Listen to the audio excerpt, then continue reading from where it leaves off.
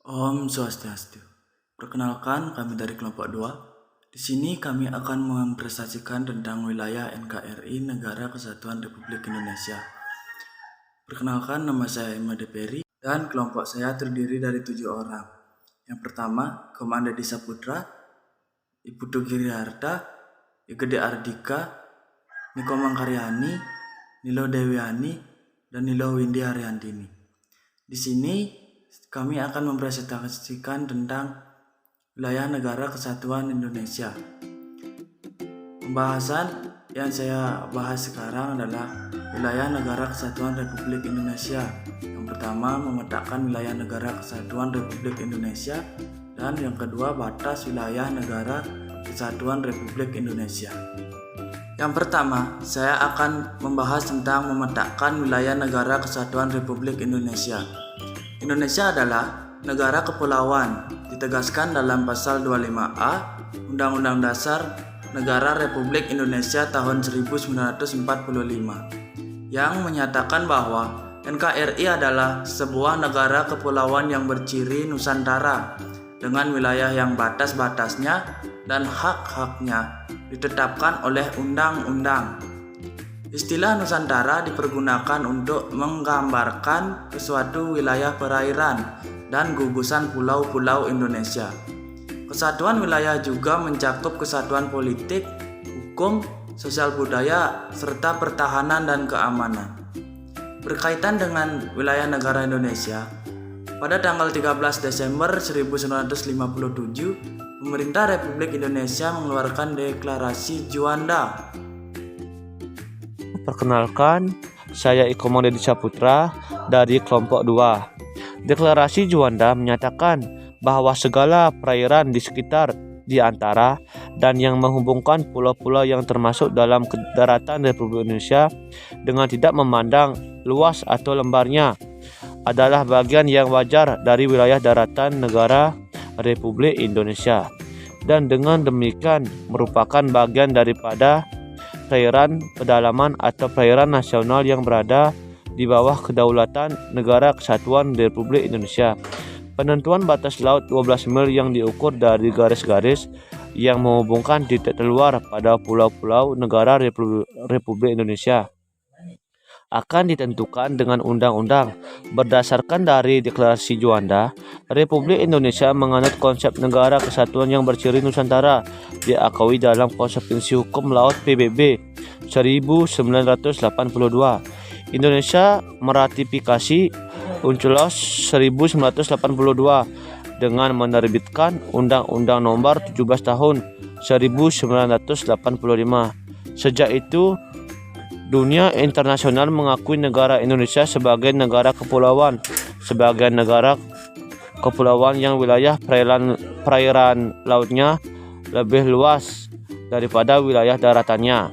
Maka perairan wilayah laut menjadi sangat penting bagi kehidupan bangsa dan negara. Sesuai dengan hukum laut internasional yang telah disepakati oleh PBB tahun 1982, berikut gambar pembagian wilayah laut menurut Konsepsi Hukum Laut PBB.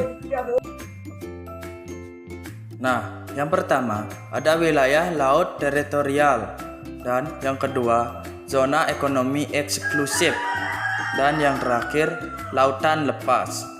Nah, berkaitan dengan wilayah perairan laut atau perairan laut di negara kita, itu banyak sekali sumber daya alam yang dapat dimanfaatkan.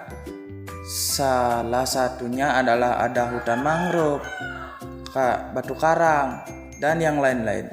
Nah, kalau di sini gambar pembagian wilayah laut menurut Konvensi Hukum Laut PBB.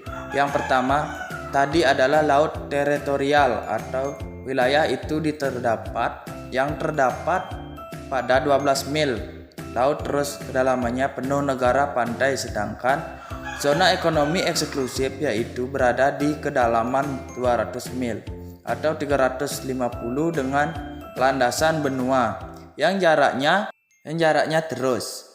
Hak eksklusif ekonomi negara pantai tidak ada hak politis, sedangkan laut lepas eksploitasi diatur oleh Badan Otorita Internasional Nah, berdasarkan gambar tersebut, maka wilayah laut Indonesia itu dapat dibedakan menjadi 3 macam. Yang pertama adalah zona laut teritorial. Pengertian zona laut teritorial adalah batas laut teritorial adalah garis khayal yang berjarak 12 mil laut dari garis dasar ke arah laut lepas.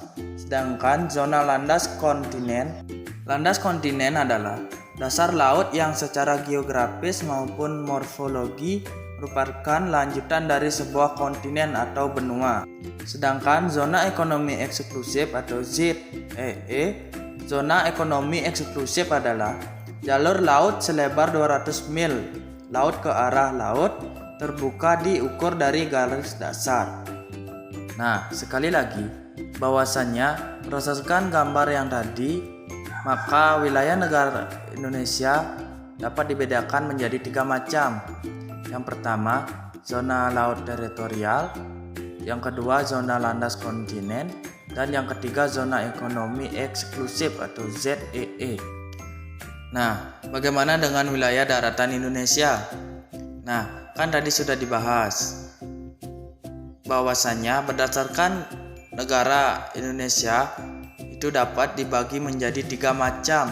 Yang pertama ada lautan teritorial, yang kedua ada lautan kontinen, zona ekonomi eksklusif atau ZEE.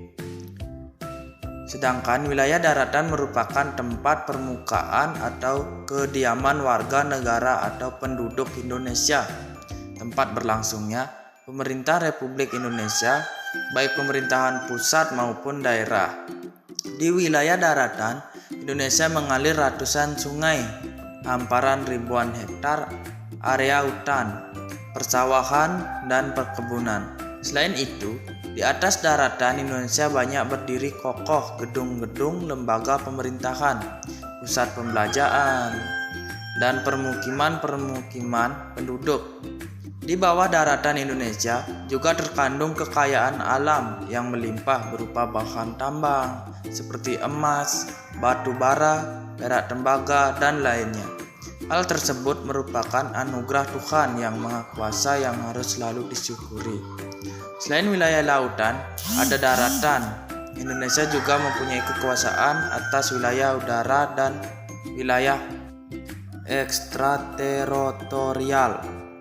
Sedangkan pembahasan yang kedua adalah batas wilayah Negara Kesatuan Republik Indonesia. Sebelah utara, wilayah darat berbatasan langsung dengan Malaysia bagian timur, tepatnya di sebelah utara Pulau Kalimantan. Wilayah laut Indonesia sebelah utara berbatasan langsung dengan 5 negara yaitu Malaysia, Singapura, Thailand, Vietnam, dan Filipina. Sedangkan di sebelah barat berbatasan langsung dengan Samudra Hindia dan perairan negara India.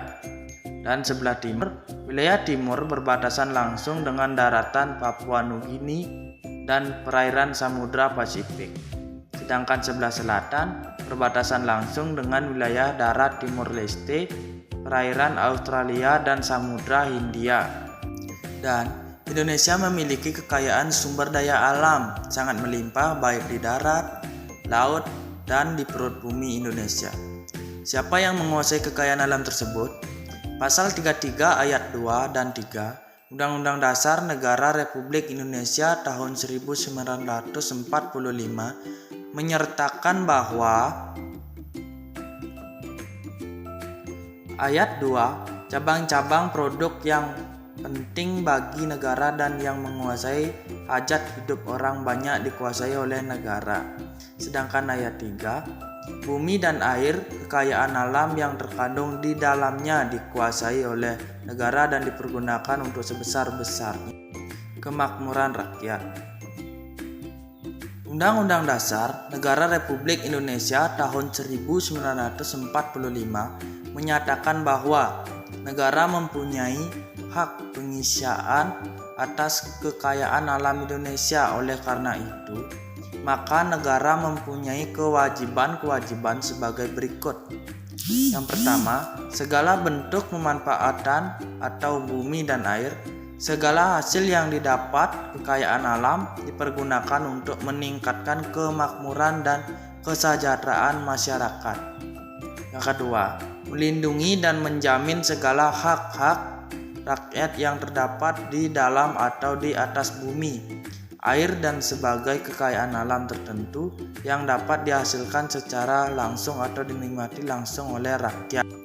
Dan yang terakhir, mencegah segala tindakan dari pihak manapun yang akan menyebabkan rakyat tidak mempunyai kesempatan atau akan kehilangan haknya dalam menikmati kekayaan alam. Sekian dari kami pembahasan tentang wilayah NKRI atau Negara Kesatuan Republik Indonesia. Saya mohon maaf kalau ada salah kata.